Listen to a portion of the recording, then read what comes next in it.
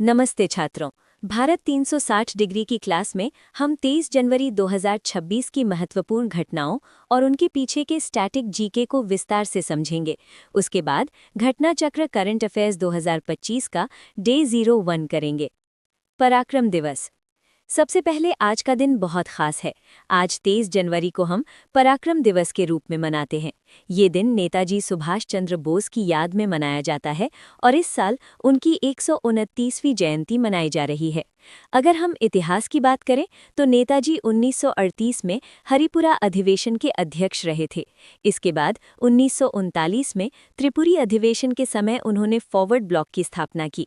उन्होंने आज़ाद हिंद फौज का सफल नेतृत्व किया और उनका वो प्रसिद्ध नारा आज भी हम सबको प्रेरित करता है, तुम मुझे खून दो, मैं तुम्हें आज़ादी दूंगा।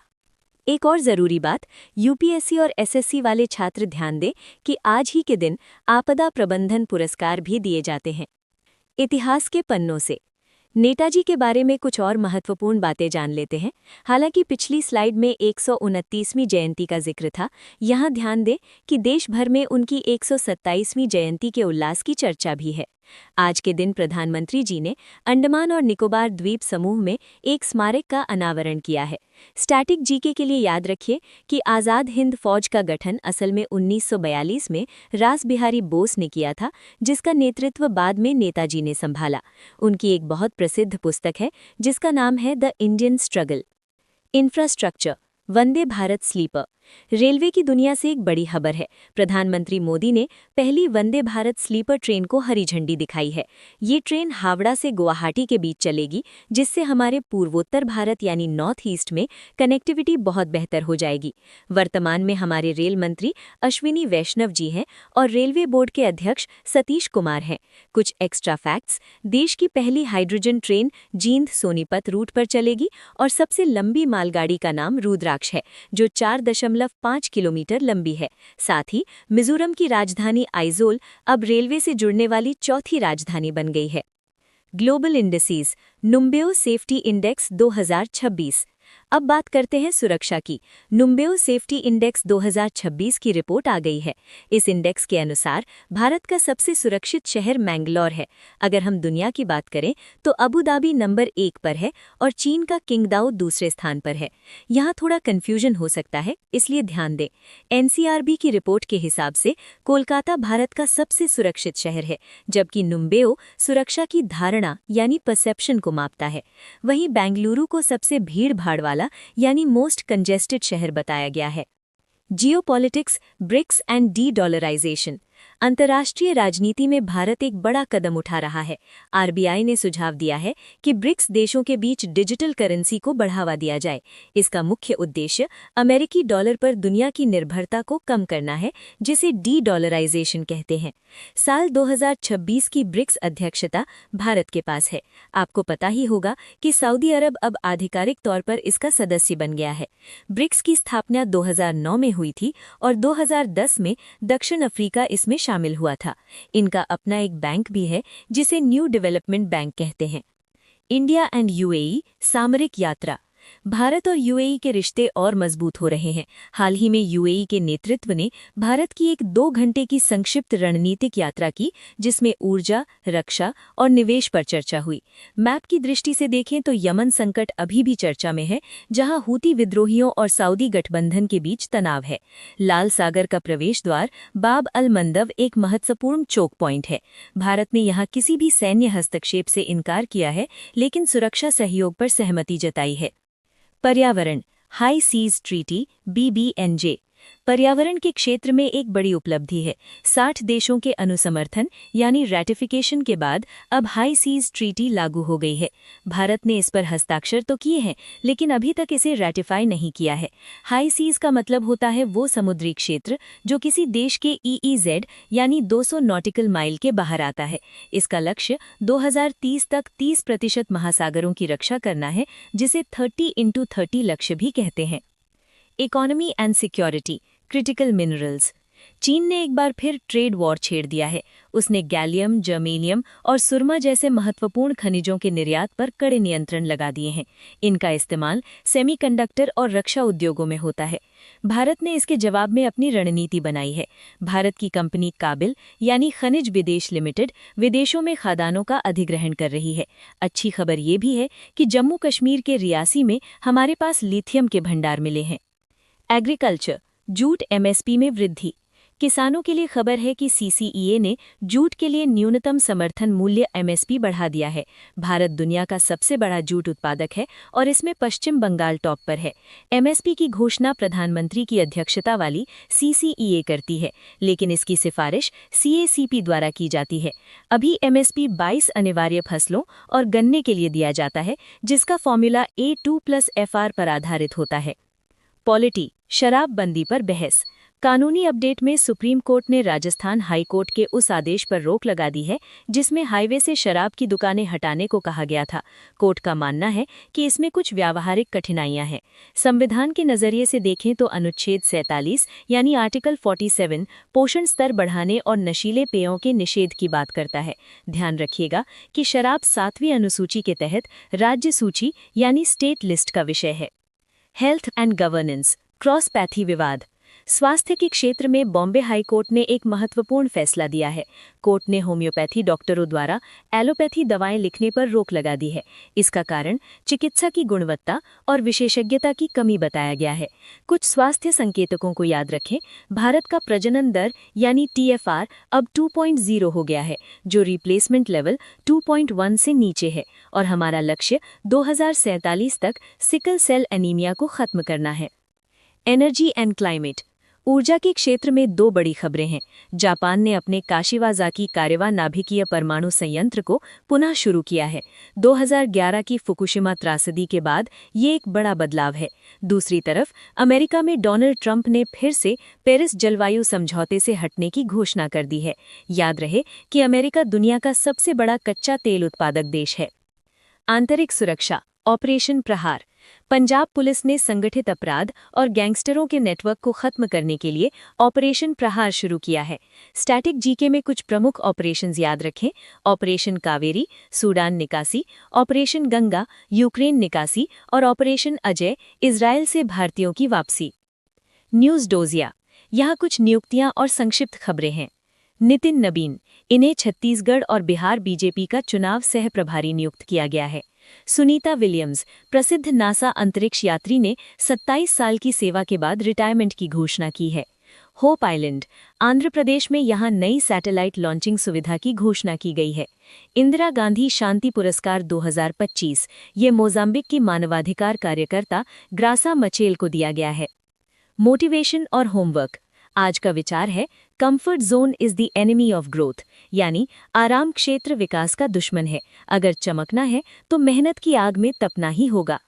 आज का होमवर्क प्रश्न है, क्या भारत को ब्रिक्स में साझा मुद्रा का समर्थन करना चाहिए? अपने विचार लिखें। नमस्ते बच्चों, आज की क्लास में साल 2025 में घटना चक्र बुक से महत्वपूर्ण कंप्लीट करंट अफेयर सीरीज करेंगे।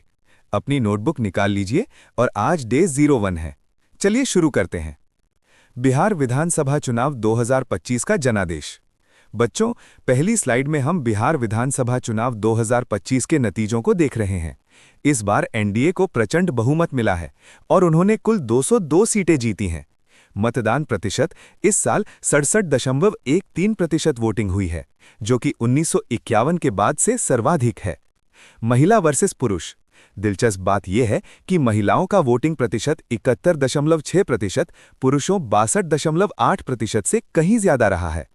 तारीख, ये चुनाव 2 चरणों में 6 और 11 नवंबर 2025 को संपन्न हुए। दलीय स्थिति, कौन कहां खड़ा है? यहां हम देखते हैं कि किस पार्टी को कितनी सीटें मिली हैं। एनडीए गठबंधन, बीजेपी ने 89 और जेडीयू ने 85 सीटें जीती हैं। इसके अलावा एलजेपी को 19, हैम को 5 और आरएलएम को 4 सीटें मिली हैं। महागठबंधन, यहां भारी गिरावट देखी गई है। आरजेडी को सिर्फ 25 सीटें मिली, जबकि 2020 में उनके पास 75 सीटें थीं। कांग्रेस को केवल 6 सीटें मिली। नोट, प्रशांत किशोर की जन सुराज पार्टी इस चुनाव में एक भी सीट नहीं जीत सकी। स्लाइड 3, चर्चित चेहरे और रोचक तथ्य। परीक्षा के लिहाज से ये फैक्ट्स बहुत जरूरी हैं। सबसे युवा विधायक मैथिली ठाकुर, बीजेपी, जिन्होंने अलीनगर सीट से जीत दर्ज की है। सबसे बड़ी जीत जेडीयू के कलाधर प्रसाद मंडल ने रुपौली सीट से 73,572 वोटों के अंतर से जीत हासिल की है। सबसे छोटी जीत संदेश सीट पर जेडीयू के राधाचरण साहा मात्र 27 वोटों से जीते हैं। सरकार नीतीश कुमार ने 10वीं बार मुख्यमंत्री पद की शपथ ली है, जो कि एक रिकॉर्ड है। सम्राट चौधरी और विजय कुमार सिन्हा उप मुख्यमंत्री बने हैं। मत प्रतिशत बनाम सीटें और स्टैटिक जीके। बच्चों, कभी कभी सबसे ज्यादा वोट पाने वाली पार्टी सबसे ज्यादा सीटें नहीं जीत पाती। आरजेडी का केस, आरजेडी को 23% मत मिले, लेकिन सीटें केवल 25 ही आईं। वहीं बीजेपी को 20.08% मतों पर 89 सीटें मिली। स्टैटिक जीके, याद रखिए, भारतीय निर्वाचन आयोग ईसीआई अनुच्छेद 324 के तहत एक संवैधानिक निकाय है जो चुनावों का नियंत्रण करता है। केरल, भारत का पहला चरम गरीबी मुक्त राज्य। अब बात करते हैं केरल की। 1 नवंबर 2025 केरल पिरव्वी को मुख्यमंत्री पिनरई विजयन ने केरल को भारत का पहला चरम गरीबी मुक्त राज्य घोषित किया। योजना, ये सफलता चरम गरीबी उन्मूलन परियोजना ईईपीई की वजह से मिली है, जो 2021 में शुरू हुई थी। रणनीति, इसमें हर गरीब परिवार के लिए भोजन, स्वास्थ्य और आवास के लिए सूक्ष्म योजनाएं बनाई गईं। गरीबी मापन के नए मानक, यहाँ एक बड़ा अपडेट है। वर्ल्ड बैंक ने अंतर्राष्ट्रीय गरीबी रेखा के मानक बदल दिए हैं। पुराना मानक $2.15 प्रतिदिन, नया मानक जून 2025 से इसे बढ़ाकर $3 प्रतिदिन 2021 पीपीपी कर दिया गया है। नीति आयोग के अनुसार भी केरल में बहुआयामी गरीबी सबसे कम है। मॉडल यूथ ग्राम सभा, 30 अक्टूबर 2025 को सरकार ने छात्रों के लिए मॉडल यूथ ग्राम सभा लॉन्च की। उद्देश्य, छात्रों में नागरिक चेतना और लोकतांत्रिक मूल्यों का विकास करना। किनके लिए? ये मुख्य रूप से जवाहर नवोदय विद्यालयों और एकलव्य मॉडल आवासीय विद्यालयों के छात्रों के लिए है। संविधान, ग्राम सभा का जिक्र संविधान के अनुच्छेद 243 में है। पीएम सेतु, कौशल विकास का महाअभियान। प्रधानमंत्री मोदी ने 4 अक्टूबर 2025 को पीएम सेतु योजना शुरू की, जिसमें 60,000 करोड़ रुपए का निवेश किया जाएगा। लक्ष्य, 1,000 सरकारी आईटीआईज का कायाकल्प करना। मॉडल, ये हब एंड स्पोक मॉडल पर काम करेगा, जिसमें 200 हब और 800 स्पोक आईटीआई होंगे। फोकस क्षेत्र, विनिर्माण, कृषि और आतिथ्य। सेंटर्स ऑफ एक्सीलेंस और कार्यान्वयन, इस योजना को विश्व बैंक और एशियाई विकास बैंक के सहयोग से चलाया जा रहा है। 5 नेशनल स्किल ट्रेनिंग इंस्टीट्यूट्स एनएसटीआईज, इन्हें सेंटर ऑफ एक्सीलेंस बनाया जाएगा। ये भुवनेश्वर, चेन्नई, हैदराबाद, कानपुर और लुधियाना में है। बिहार स्पेशल, यहाँ पटना और दरभंगा आईटीआई पर विशेष फोकस रहेगा। राजस्थान, यहाँ भरतपुर को हब बनाया जाएगा और धौलपुर, करौली जैसे इलाकों को स्पोक संस्थानों के रूप में विकसित किया जाएगा। नेक्स्ट स्लाइड में हम बिहार सरकार की 2 बड़ी योजनाओं के बारे में बात करेंगे, जो सीधे तौर पर आप जैसे छात्रों से जुड़ी हैं। मुख्यमंत्री निश्चय स्वयं सहायता भत्ता। अगर आपने ग्रेजुएशन कर ली है और नौकरी ढूंढ रहे हैं, तो सरकार आपको 2 साल तक हर महीने 1,000 रुपये देगी। इसका लक्ष्य हर साल 5 लाख युवाओं को सपोर्ट करना है। साथ ही आपको फ्री में कौशल प्रशिक्षण यानी स्किल ट्रेनिंग भी दी जाएगी। Bihar student credit card, higher education के लिए पैसों की चिंता छोड़िए। इस योजना के तहत 4 लाख रुपए तक का शिक्षा ऋण यानी एजुकेशन लोन मिलता है, वो भी ब्याज मुक्त, यानी आपको सिर्फ मूल राशि लौटानी होगी। उच्च शिक्षा और संस्थागत विकास, इस स्लाइड में देखिए कि बिहार में शिक्षा के ढांचे को कैसे बदला जा रहा है। बिहार युवा आयोग 18 से 45 वर्ष के युवाओं की समस्याओं और सुझावों के लिए एक वैधानिक आयोग बनाया गया है। Jannayak Karpoori Thakur skill university, skilling पर जोर देने के लिए ये यूनिवर्सिटी बनाई गई है ताकि हमारे युवा ग्लोबल लेवल पर कम्पीट कर सके।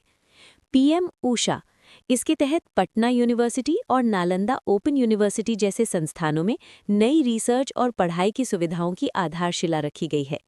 एनआईटी पटना का नया अध्याय। टेक्निकल एजुकेशन की बात करें तो एनआईटी पटना को अपना नया बीहिटा कैंपस मिल गया है। ये कैंपस राष्ट्र को समर्पित कर दिया गया है। बच्चों, ये सब एनईपी 2020 यानी नेशनल एजुकेशन पॉलिसी की विजन का हिस्सा है, ताकि बिहार को एक सक्षम और विकसित राज्य बनाया जा सके। वामपंथी उग्रवाद और विकास, अब थोड़ा आंतरिक सुरक्षा और विकास की बात करते हैं। गृह मंत्रालय की रिपोर्ट के अनुसार देश में नक्सलवाद या वामपंथी उग्रवाद में भारी कमी आई है। 3C रणनीति, सरकार 3C पर काम कर रही है। कनेक्टिविटी, सड़कों का जाल, कम्युनिकेशन, मोबाइल टावर्स और कैश, बैंक और वित्तीय मदद। धरती आबा योजना, 2 अक्टूबर 2024 को जनजातीय गांव के विकास के लिए ये अभियान शुरू किया गया। याद रखिए, नक्सलवाद की शुरुआत 1967 में बंगाल के नक्सलबाड़ी से हुई थी, जिसे अब खत्म करने की कोशिश की जा रही है। नमो सेमीकंडक्टर लैबोरेटरी, बच्चों ये बहुत प्राउड मोमेंट है। अक्टूबर 2025 में IIT भुवनेश्वर में नमो सेमीकंडक्टर लैब को मंजूरी दी गई है। इसका उद्देश्य मेक इन इंडिया और डिज़ाइन इन इंडिया को बढ़ावा देना है। एक रोचक तथ्य नोट कर लीजिए, दुनिया की कुल चिप डिज़ाइन प्रतिभा का 20% हिस्सा भारत में है। अब हम खुद चिप बनाएंगे भी। BSNL की स्वदेशी 4G क्रांति, क्या आपको पता है कि भारत अब उन टॉप 5 देशों में शामिल है जिनके पास अपनी स्वदेशी 4G तकनीक है? BSNL ने झारसुगुड़ा यानी ओडिशा से इसकी शुरुआत की। इसमें भारत की दिग्गज कंपनियों ने साथ दिया है। C-Dot ने नेटवर्क बनाया, तेजस नेटवर्क्स ने हार्डवेयर यानी रैन दिया और TCS ने सिस्टम इंटीग्रेशन का काम किया। ये पूरी तरह से मेड इन इंडिया है। भारत में अपराध रिपोर्ट 2023 NCRB। बच्चों, पहली स्लाइड में हम NCRB के डेटा को देख रहे हैं। इतिहास, क्या आपको पता है कि NCRB ने अपनी पहली रिपोर्ट 1953 में छापी थी? तब से ये हर साल अपराधों का हिसाब रखती है। अपराध दर, 2022 के मुकाबले 2023 में अपराध बढ़े हैं। IPC यानी भारतीय दंड संहिता के तहत दर्ज मामलों में 5.7% की वृद्धि हुई है और SLL यानी विशेष और स्थानीय कानून के तहत 9.5% की वृद्धि हुई है। अजीब तथ्य, सबसे ज्यादा बढ़ोतरी सार्वजनिक मार्ग में बाधा डालने वाले मामलों में देखी गई है। वहीं चोरी के लगभग 6 लाख मामले दर्ज हुए हैं, जो कि एक बड़ी संख्या है।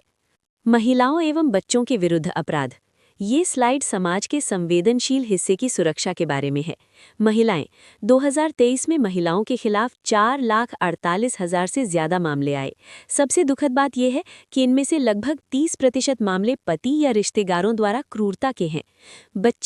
बच्चों के खिलाफ अपराधों में अपहरण 45% के साथ टॉप पर है और पॉक्सो एक्ट के तहत भी 38.2% मामले दर्ज हैं। अच्छी खबर, चार्जशीटिंग, जांच के बाद कोर्ट में केस फाइल करने यानी चार्जशीट करने के मामले में केरल 95.6% के साथ आगे है। इसका मतलब ये है कि वहां की पुलिस केस दर्ज करने के बाद उसे अंजाम तक पहुंचाने में बहुत तेज है। सड़क दुर्घटना रिपोर्ट 2023, एक गंभीर स्थिति। बच्चों, ये स्लाइड हमें सड़क पर सावधानी बरतने की चेतावनी देती है। आंकड़े, साल भर में करीब 4,80,000 एक्सीडेंट्स हुए, जिनमें 1,72,000 लोगों ने अपनी जान गंवाई। द हाईवे पैराडॉक्स, इसे ध्यान से समझिए। भारत में नेशनल और स्टेट हाईवे कुल सड़कों का सिर्फ 5% है, लेकिन 60% के करीब मौतें इन्हीं सड़कों पर होती हैं। इसे ही हाईवे पैराडॉक्स कहते हैं, क्योंकि रफ्तार यहाँ जानलेवा बन जाती है। सबसे ज्यादा प्रभावित, सबसे दुखद बात यह है कि मरने वालों में 66.4% लोग 18 से 45 वर्ष की आयु के हैं, जो देश की सबसे प्रोडक्टिव आबादी है। राज्यवार विश्लेषण, यहाँ हम देखते हैं कि कौन से राज्यों में स्थिति कैसी है। सर्वाधिक दुर्घटनाएं, इस लिस्ट में तमिलनाडु पहले नंबर पर है। वहाँ सड़कों पर होने वाले हादसों की संख्या सबसे अधिक दर्ज की गई है। सीख, इन रिपोर्ट्स को पढ़कर हमें ये समझना चाहिए कि नियमों का पालन करना सिर्फ कानूनी मजबूरी नहीं, बल्कि हमारी और दूसरों की सुरक्षा के लिए ज़रूरी है।